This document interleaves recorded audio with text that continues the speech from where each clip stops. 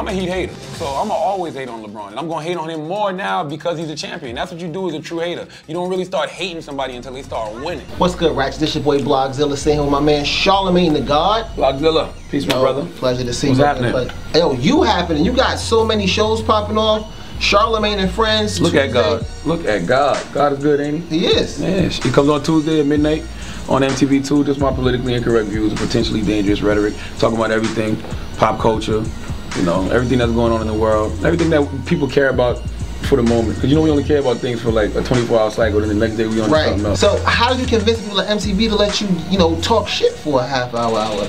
You know, it's funny, man. Like I always say, your thoughts become things, and I say you can speak things into fruition. So I always was expressing that I wanted to do a late night talk show. I just felt like that was like the natural elevation for what I'm doing now. And you know, I just feel like that's a space that hasn't existed since Arsenio. You know what I'm saying? Not coming from a young black perspective. So I guess, you know, Chris McCarthy and Paul Richardson was listening, so they figured, okay, the VMAs are coming back to New York this year. It's gonna be in Brooklyn at the Barclays.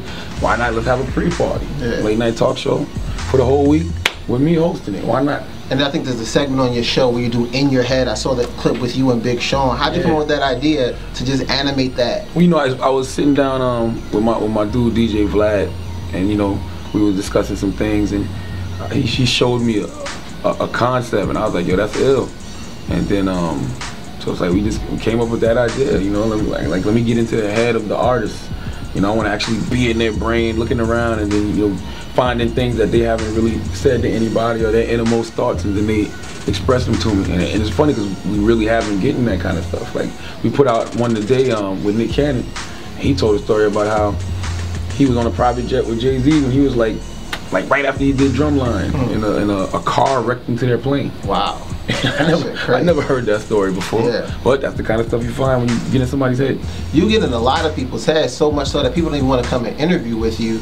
Do you think you're ever going to get to sit down and talk to Drake? No. I don't, you know, I'm not going to say no, though, because at the end of the day, it's just a conversation. I have my opinion about how I feel about his music, and he can either choose to come and debate that opinion, or he can choose to be like, F it. So ignore it. For the record, you don't like Drake's music? I don't like when Drake sings. I think when he sings, he sounds like, I always say, when you seen that old episode of The Cosby Show when Sandra Huxtable had broke up with Elvin, and she just walked around singing the flowers have died, there's no morning dew. The crickets sing sad love songs and I am so blue. Like, you getting too much money and you're living too good of a life to be that depressed, you know. And plus, he's such a dope rapper. He is dope. Like, why you could be the next Jay-Z, but you rather be the next Miguel? Like, I don't understand that, you know. But everybody's entitled to express themselves in their own way, and I'm entitled not to like it. Yeah. Now, one thing I love about you is that you're genuine, you're honest, you're super real. You say the same things behind people's back that you do to their face. You don't, like, where'd you pick this up? Because that you don't find that often. Family upbringing, man. You know what I'm saying? That's my father's the same way. My brothers, my uncles were, like, my cousins. Like, I never thought about it. Like, I didn't know it was another way to speak. Like, I'm not gonna speak behind somebody's back. That's corny. You know what I'm saying? If I got something to say, I'm gonna say it. You know what I'm saying? And it's like, you know, if you ever have somebody that bothers you and you find yourself saying it to your people, it's like, yo, man, I don't like what he's doing, yada, yada, yada. Then you think in your head, like, well, why am I saying it to them? I might as well say it to them. You know what I'm saying? There's no need to talk about problems if you're not going to discuss solutions. And the solution is to go right to the source of what's bothering you and make it not bother you no more. Let's figure out why it's bothering you. Let's have a conversation about why this may be bothering me. Like, people that, when you talk behind somebody's back, it's pointless. It's a waste of time and it's a waste of energy. I find that people are absolutely scared to talk. They're absolutely scared to talk. Oh yeah, especially now, especially in this day and age of social networking, it's creating a whole era of socially awkward people. They don't even know how to have a conversation. Right, you have a whole beef between people that goes out on Twitter, he said it happens on the blogs. You're like, just sit down and talk to Sit down and talk, look the person in the eye, have the conversation and keep it moving. We're all men, grown men, we're all grown women at the end of the day. Why can't you sit down and look somebody in the eye and have a conversation? And that is being eliminated right now because of all the Twitters and the Facebook and the Instagram. It's like people who really sit behind the computer and have full-fledged conversations. Like, people don't even pick up the phone and call. When the last time you pick up the phone and just really call somebody? Like, yo, what's up, how you doing? You know? Personally, I hate when my phone rings. I'm like, why are you calling me? Now, I read our interview you did with NY Mag, and they asked you the last thing you cooked. You said, you don't cook. The mother of my child cooks for me, and she cooks so good it made me want to eat her out. Yeah. Is the meal really that good? Yeah. That's the least you can do for your girl if she makes you a good meal. Eat a pussy. right? Yeah. Absolutely, that's a reward. I mean, I enjoy eating pussy. I mean, eating pussy is just something that you should do anyway. But you know, she cooks you a really good meal. You just gotta grab her, throw it down, and say, "Come here." You deserve it. Absolutely. So just like that. Another thing I know, she like Orange Is the New Black. Is one of my favorite shows on Netflix. Love it, man. Don't tell me nothing because I haven't seen episode 12 and 13. Okay, I'm not gonna tell you anything. Yeah, I've seen the last 2 episodes. Out of all of the girls on that show, which one would you bang down?